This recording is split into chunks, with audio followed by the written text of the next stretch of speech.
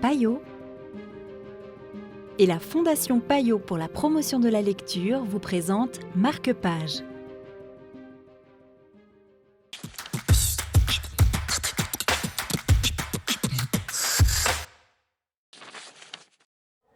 Bonjour et bienvenue dans Marque-Page. Aujourd'hui, nous découvrons le livre Transgression, graphisme et postmodernisme de Rick Poynor aux éditions Pyramide.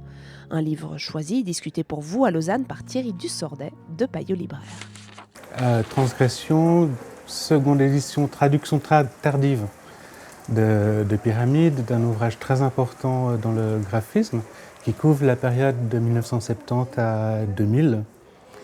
L'origine du postmodernisme en graphisme vient en fait à la base d'un graphiste suisse, Weingart, qui a été importé un peu comme la French Theory, les philosophes, voilà.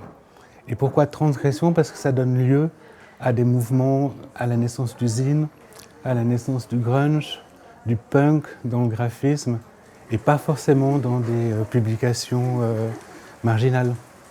Alors on pense à April Greiman qui a fait ses études à Bâle, à David Carson qui est le plus connu, mais aussi l'influence de ce type de graphisme dans les ouvrages de philosophie, et c'est un échange.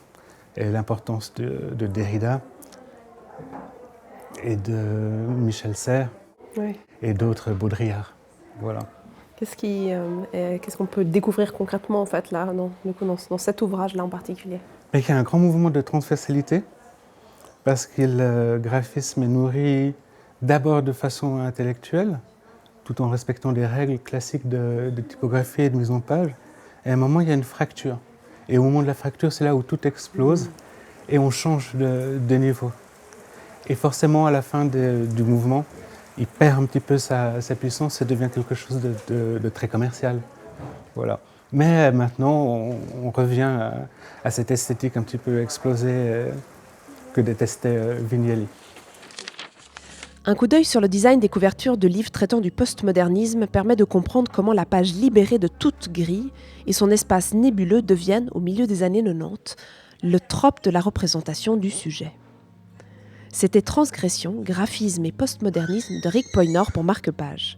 Pour la prochaine histoire, rendez-vous chez votre libraire ou sur la télé.